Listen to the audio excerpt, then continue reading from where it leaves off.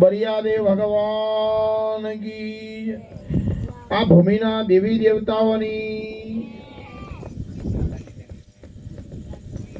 ગુરુ રે બ્રહ્મા ગુરુ રે વિષ્ણુ ગુરુ રે દેવો મહેશ્વરમ ગુરુ રે સાક્ષાત પરમ બ્રહ્મ તસ્मै શ્રી ગુરુદેવ નમઃ.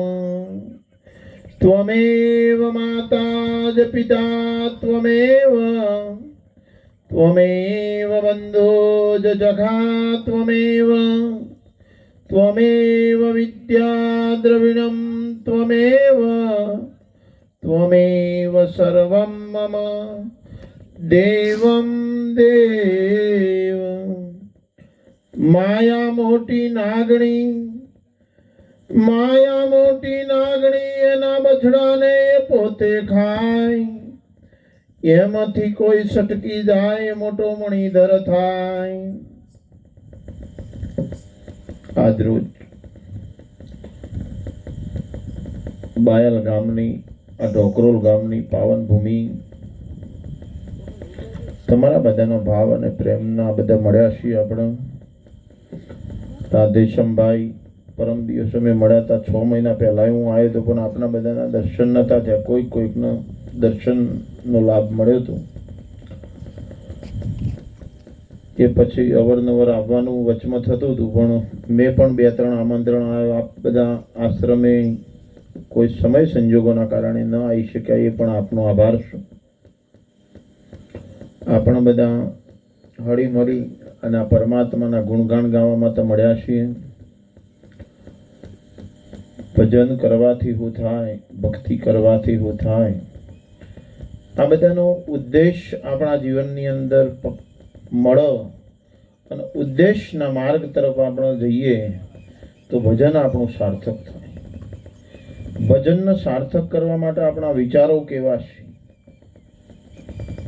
આપણા વિચારોની અંદર આપણે કઈ રમત રમી રહ્યા છીએ, બુદ્ધિની અંદર કયો ખેલ ખેલાઈ રહ્યો છે, આ સંસાર ચક્રની અંદર આવવાનું આપણું હેતુ શું છે, કારણ શું છે. તો આ બધું જાણવું હોય તો એકલું ભજન કરવાથી આ બધું ન જણાય. આ બધાને જાણવું હશે તો કોઈ સમર્થ સદગુરુનું સાનિધ્ય પ્રાપ્ત કરવું પડશે. સમર્થ સદગુરુ આપણા જીવનની અંદર કોઈ એકવાર મળી જાય તો આપણો આયેલો આ અવસર સુધરી જાય. આયો ખરો પણ જાણ્યો નહીં, આ મનુષ્ય દેહનો મર્મ આયો ખરો પણ જાણ્યો નથી. અને બીજું એક બહુ મહત્વની વિષય કે દરેક જગ્યાએ આપણે ગામમાં ભજન કરીએ છીએ, આ જંગલની અંદર રાધેશ્યામભાઈને તાલેથી વધાવો. કેમ કે ગામમાં પોતાના ઘેર તો બધાય પગલા પાડે, પણ પોતાની જમીનની અંદર કોઈ સંતનું પગલું પડી જાય તો 12 મહિનામાં એકી ફર એવું પાકી જાય ને કે રાધેશ્યામભાઈ ખૂબ રાજી થઈ જાય. અને હું તો કહું છું 12 માસ જે કેરી આવે છે ને એ આવતી જ રહેજો, કેસર કેરીઓ ખવડાવતા રહેજો અને આવતી જ રહેજો એવા આશીર્વાદો. એવાના અંતરની અંદર નાભીની અંદર પડેલો જે વસ્તુ હતી એ આજે આપણી બધાના વચ્ચે બહાર આવી કે મારા ખેતરની અંદર, મારા બગીચાની અંદર, મારા ફોર્મની અંદર ભજન થાય. અને એમના ભાવનું આ ભજન આપણે બધા મળ્યા છીએ. એમના પરિવારને મારા અંતરના ખૂબ આશીર્વાદ છે કે મને તો એમને કીધું હતું બાપજી ખેતરમાં ખૂબ ચકાચક છે. આવ્યા પછી એવી મને આનંદ થઈ ગયો કે જે ભગવાન રામચંદ્રને આવવા માટે શબરીએ વ્યવસ્થા કરી હતી એવા રાધેશ્યામભાઈએ વ્યવસ્થા કરી છે. તાલીથી વધાવ. કેમ શબરી ખૂબ સમયથી અને એક જ મંત્ર મળ્યો તો એમના ગુરુ દ્વારા, એક દિવસ તારા ઓગણ રામચંદ્ર ભગવાન આવશે. એટલું બધું કનિષ્ઠ તપ કર્યું. સવારમાં 4 વાગે જાગવું, પંપા સરોવરના કિનારા ઉપર પાણી લાવવું, રસ્તો સાફ કરવો, રસ્તાની અંદર ફૂલ પછાડી દેવો. આ બધું કરતા કરતા ખૂબ સમય વીત્યો અને સમય વીતતો વીતતો રામચંદ્ર ભગવાન પોતે આયા, એઠો બોળ ખાધો અને એઠો બોળ ખાઈ અને શબરીના જીવનની અંદર કલ્યાણના માર્ગ તરફ ગતિ કરાઈ. એની અંદર લક્ષ્મણનો સંશય થયો હતો અને રાવણ અને રામનું યુદ્ધ આવ્યું. એ યુદ્ધની અંદર જે મૂર્છાઈને સંશય થયો હતો. જો ઇન્દ્રજીતે જે બાણ માર્યું અને લક્ષ્મણને મૂર્છાઈથી શબરીને એઠો બોર ભગવાન રામચંદ્ર ખાતા હતા અને એને એવું થયું કે આ ડોશીનો બોર તો કોઈ એઠો ખવાતો હોય, એની લાળ ચોટેલી હોય. આપણે હમણાં ભગતના ઘેર બેઠા હતા, આવું થાય. ભગતના ઘેર બેઠા હતા અને એક બેનને એવું કીધું કે આખો દન રખડીને અંગૂઠો એવો થયો હોય ને ગંધાતો, અવાજ ઓછો કરવાનો. અને એ પોણી પાર મારે પીવાનું. એમ મંગુબા, તમને મંગુબા તાલીથી બતાવો. નિખાલસ ભાવનો છે. એમને સનાતન વાત સત્ય કહી દીધી. અને જે નિખાલસ ભાવનું હોય, જેના અંતરની અંદર સાચો ભાવ હોય, એ જ કહી શકો છો. નક બધો મોય રાખીને તો મગરનો અવતાર આવો. હા, એટલે મગરનો અવતાર ઈ નહીં આવો. એ અને તો કહી દીધું. આજે પવિત્ર જેઠ સુદ પૂર્ણિમા અને પવિત્ર પૂર્ણિમા અને પૂર્ણિમાના દિવસે પાછું વટ સાવિત્રીનું વ્રત છે. જે બહેનોએ વ્રત લીધું હોય અને વ્રતનું પાલન કરજો. રાતે 12 વાગ્યા સિવાય જમાય નહીં. આમાં વચમાં ઘણો ફરાર કરી દી પણ પાણી ના પીવાય. એમના પતિનું ચરણામૃત લઈ અને એ ચરણામૃત સવારમાં લીધા પછી રાતે 12 વાગે અનાજ લેવા ત્યાં સુધી પાણી જ પીવાય. કેમ? આ સત્યવાન અને સાવિત્રીની જે કથા છે, એ કથાની અંદર સત્યવાનનો જીવ વૈકુંઠમાં જે યમ રાજા લઈ ગયા હતા, અને યમ રાજા પાસેથી જીવ બંધનમાંથી મુક્ત કરી અને સાવિત્રીએ એનું પરિપૂર્ણ નવું જીવન આપ્યું હતું. એ આ વર્ત છે. આ વર્તને ખૂબ સમજવું બહુ કઠિન છે. ખાલી ઉપવાસ કરવો નહીં, પણ આ વર્તને સમજવું પણ બહુ કઠિન છે. પત્ની એટલે શું અને પતિ એટલે શું? પતિ પોતાની પત્નીને સમજી શકે અને પત્ની પોતાના પતિને સમજી શકે, એ વ્યક્તિ આ વટ સાવિત્રીનું વ્રત કરી શકે. જો આ બે વ્યક્તિઓનો મનમેળ હોય અને વટ સાવિત્રીનું વ્રત કરવા નીકળો તો એ સક્સેસ ન જાય. પછી આજે વટ સાવિત્રીનું વ્રત કર્યું, ચરણામૃત લીધું, ખૂણ આમ લઈ દઈને કાલ ઠું હો મારો ના મેળાવો. જે દિવસથી બ્રાહ્મણે ચોરીના ફેરા 4 ફેરવી, ધર્મ અર્થ કામ અને મોક્ષ, આ 4 ફેરોની જે સમજણ જેના અંદર ઉતરી હોય, એ સંસારી જીવન જીવી શકવાની થિયરી જાણીશું. સંસારની અંદર કેવી રીતે જીવવું, ધર્મમય જીવવું, અને એ જીવન જીવવાની થિયરી ધર્મ અર્થ કામ અને મોક્ષ, આ 4 પાયાથી જીવન જીવવાના. અને આ 4 પાયાની અંદર પવિત્રતા જાળવવાની છે.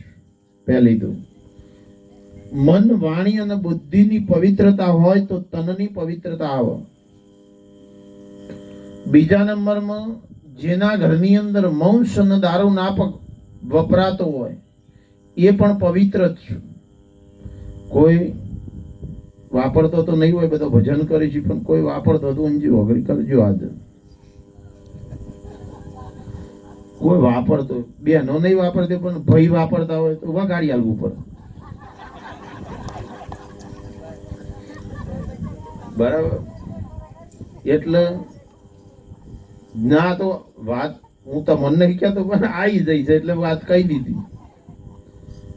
એટલે જેના ઘરની અંદર આ વસ્તુ વપરાતી હોય ને, ઘર એ મંદિર ન કહેવાય, સ્મશાન કહેવાય. અને એ ઘરની અંદર રહેવા વાળા વ્યક્તિઓ માણસ ન કહેવાય અને ભૂત કહેવાય. બહેનોને ચૂડેલ કહેવાય, ભૂતેણ કહેવાય. આ બધું આપણા જીવનની અંદર ક્ષત્રિયો આગળ વર્ષો પહેલા સતયુગ, દ્વાપર, ત્રેતા અને કળિયુગ, 4 યુગની અંદર, સતયુગની અંદર ચોખર ખાઈ આવીશ.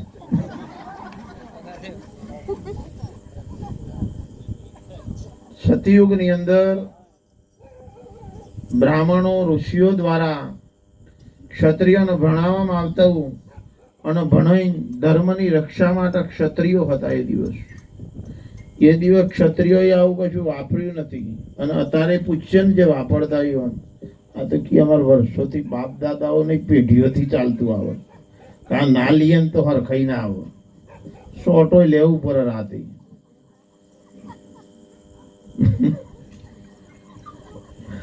એટલે ઓનાથી આપણે મજબૂત થઈએ. કૂતરો હોય છે, જુઓ એ મજબૂત છે. કૂતરો જમન ભારે છે, આપણે જમન ભારીએ છે. આપણે પવિત્ર રહી, પવિત્ર ભક્તિ કરી, જેમ નરસિંહે કરી, મીરાએ કરી, તુકારામે કરી, મીરાબાતાએ કરી, દાસી જીવણે કરી, અમરમાં દેવીદાસ બાપુ, લાખો લોયન, રૂપાદે માલદેવ, સતી તોરલ, આ દરેક મહાપુરુષો, રામદેવજી મહારાજ, આ 24 વ્યક્તિઓએ સંત ઉગમસિંહના જોડે ઉપદેશ લઈ કંઠી નાખી અને મહાધર્મના મહિમાને અપનાવી સનાતન ધર્મની રક્ષા કરી હોય તો આ મહાપુરુષોએ, આ ભારતની સંસ્કૃતિને ઉજાગર કરી હોય તો એ મહાપુરુષોએ. ના ગમી બેન તમને બે હોય તો પછી એ તો ઉઠો, એ તો તમને જગાડવા વાળો જગાડ દે. બેહી દઉં, સભા ના બગાડવી કોઈ દન. બરાબર ખાવાનો તાલ આવ્યો ને મેઠું નાખી દે તો મજા જેવી આવે, જાડો થાય બીજું કોઈ. એટલે સભા બગાડી વોદળી, આ એવું ના થવું જોઈએ બેન. આપણે જેટો ફેરવીએ છીએ પણ જેટો જેવા ના રહ્યા, મોણો જેવો બેઠા છીએ. જોનવર બધોય રાખી છે પણ આપણે થોડો થોડો જેમ સમય પરમાત્માએ આપ્યો છે એમ આપણે મનુષ્ય યોનિની અંદર ભક્તિનો જો રંગ લાગ્યો હોય, ભક્તિનો મહિમા ચાલતો હોય, ત્યાં સાધુ સંતો દ્વારા આવી વાચાઓ ખુલતી હોય, વાચાઓ દ્વારા આપણા જીવનની અંદર કોઈક શબ્દ એવો પડી જાય કે આપણા જીવનની અંદર, આપણા બાળકોની અંદર, આપણા અંદર ઉતર્યું હતો, આપણા બાળકોમાં આવશે.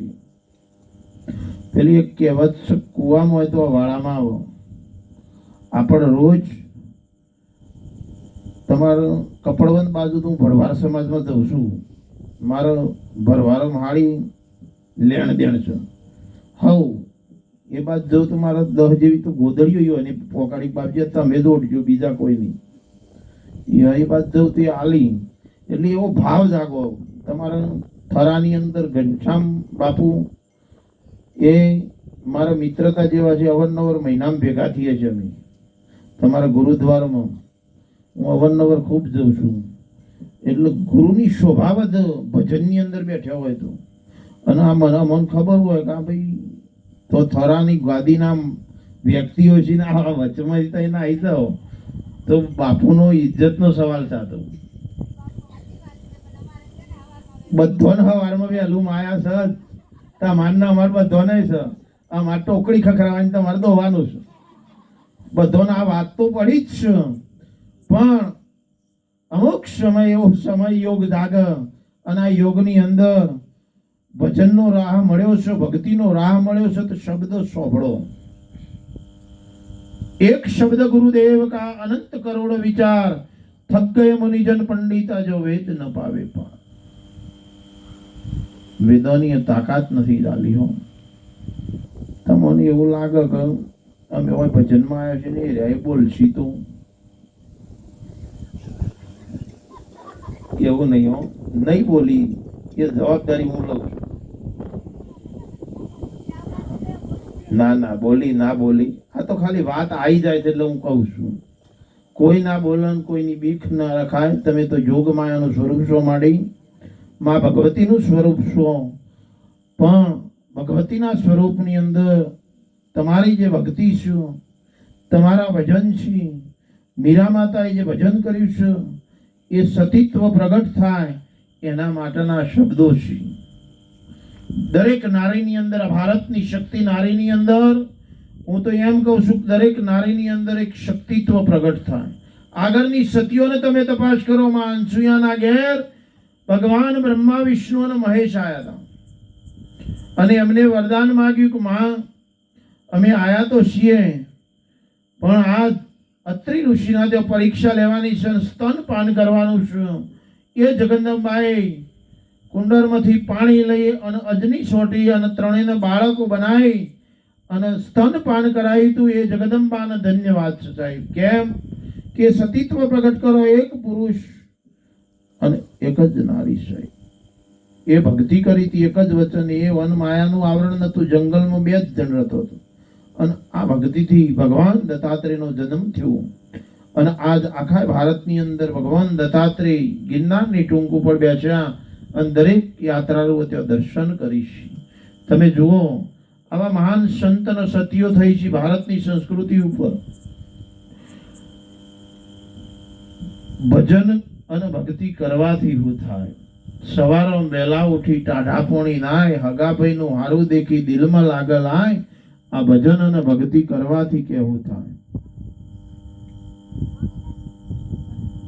આપણે ચાય આવી જાય, બધું આવી જાય, શાંતિ રાખો. પાપડી આવશે, અમે ભજ્જો આવશે. બોલો,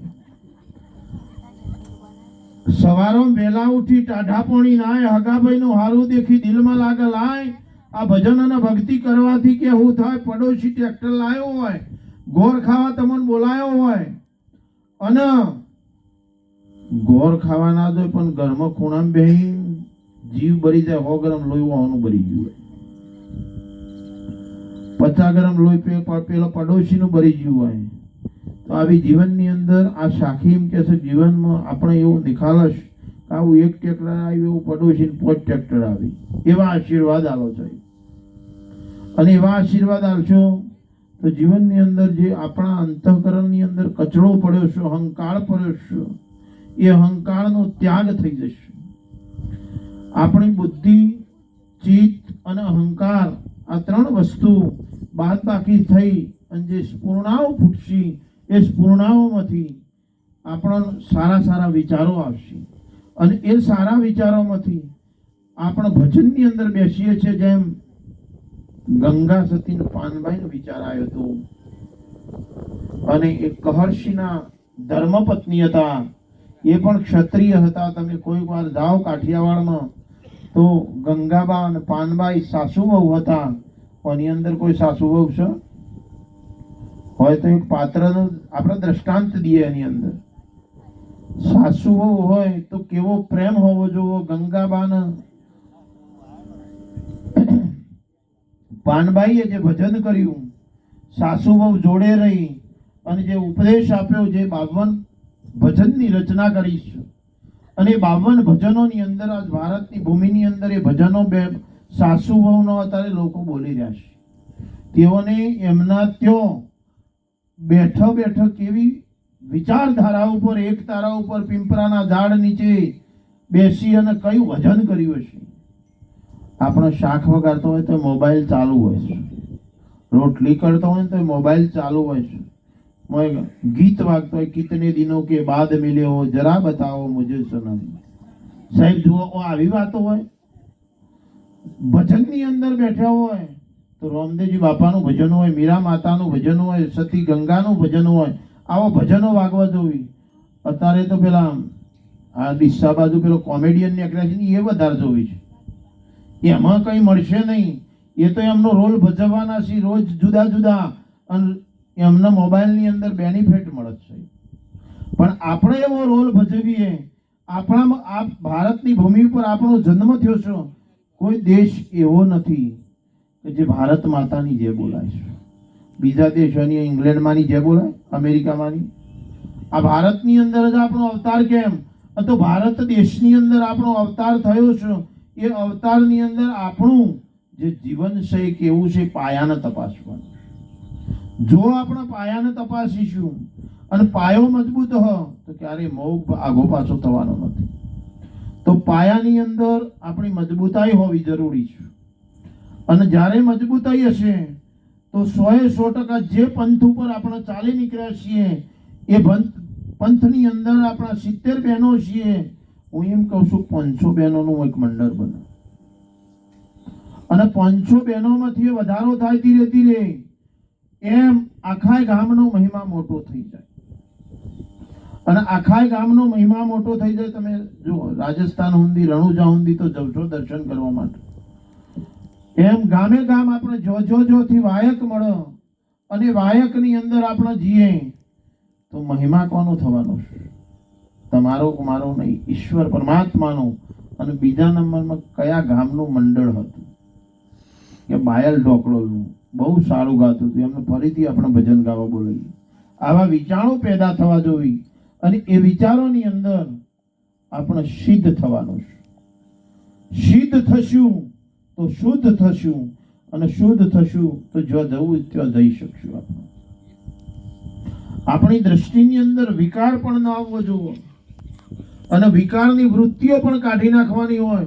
જો આપણા અંતઃકરણની અંદરથી વિકારો નીકળી જશે તો અહંકાર નીકળી જશે અને અહંકાર નીકળી જશે તો આપણું ચિત્ત શુદ્ધ થઈ જશે.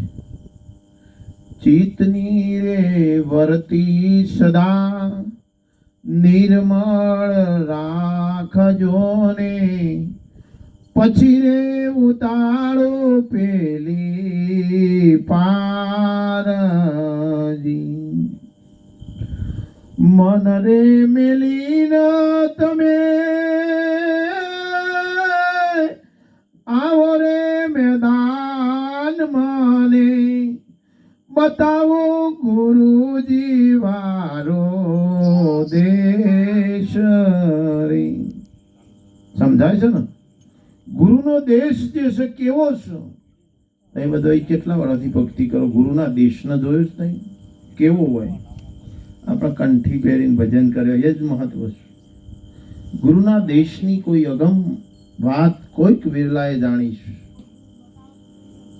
હા, સરસ. મંગુબા બોલ્યો. આવું કોક બોલે તો મને આનંદ આવે.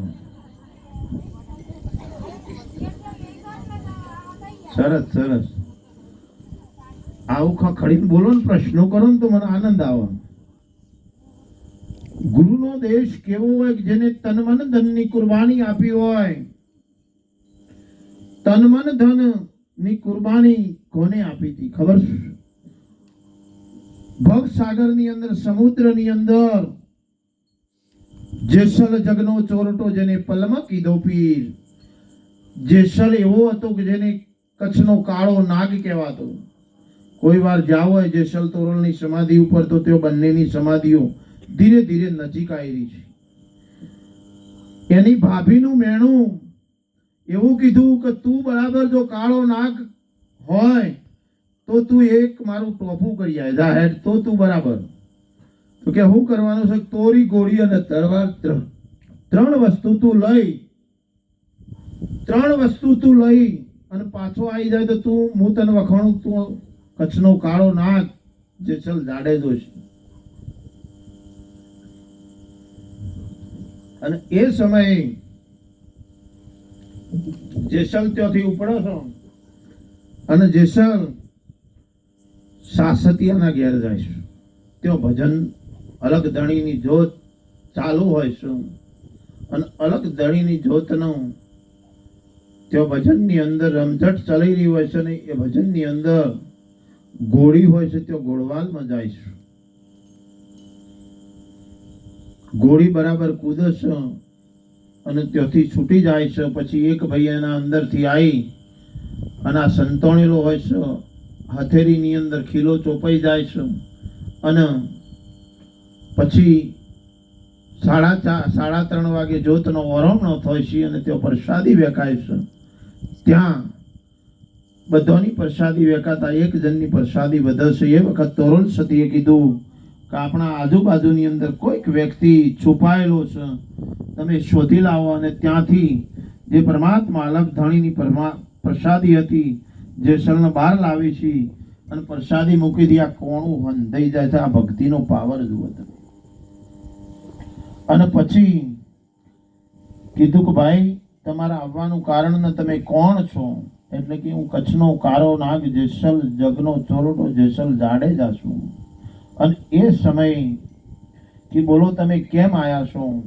એટલે કે મેં સાંભળ્યું છે કે સાસતિયાના ત્યાં તોરી ગોળી છે, તોડી તલવાર છે ને તોડી સતી નાર છે. આ ત્રણ વસ્તુ જો સાસતીઓ ભક્તિ કરતો હોય તો વચન ઉપર રહેતો હોય તો સાસતીઓ મને આપી દેશે. બેન શાંતિ રાખો. અને એ વખતે વચને બંધાય છે અને સાસતિયાએ તોરલનું વચન આપ્યું કે તોરાળ સતી ગુરુ કૃપા બરવાંશ આપણા ઓગણ કોઈ પરમાત્માનો અંશ આવ્યો છે અને આપણા વચનની બલિહારી છે. ગુરુ મહારાજે કીધું છે કે આપણા ઓગણ આવેલો કોઈ વ્યક્તિ નિરાશ ના થવો જોઈએ. અને એ સમયે સાસતિયાએ ત્રણેય વસ્તુ અર્પણ કરી છે. પછી સાસતિયાએ પ્રશ્ન કર્યો છે કે સતી મારા જ્યારે જરૂર પર યદન હું યાદ કરું તો તમે પ્રગટ થજો. એટલે કે જાઉં મારું વચન શું. અને પછી આ ત્રણ વસ્તુ અર્પણ કરી અને ગુરુ મહારાજના વચન ઉપર એ ચાલે નીકળી છે. બરાબર કસોટી થાય છે અને કસોટીની અંદર સમુદ્રની અંદર એ સમયે નાવ આપણું ડૂબતું હોય છે અને એ નાવ ડૂબતું તારવા માટે જેસલની તોરણ સતીના નમસ્કાર કરી કીધું તોરા દે આપણું આ નાવ ડૂબી ગયું છે ને હું મરી જઈશ. કે આવો કચ્છનો કાળો નાગ જેસલ જગનો ચોરટો ક્યારે બી ના શકો અને આજ પાણીથી બીવશ તું નામર્દ શીશાલા એટલે કે ના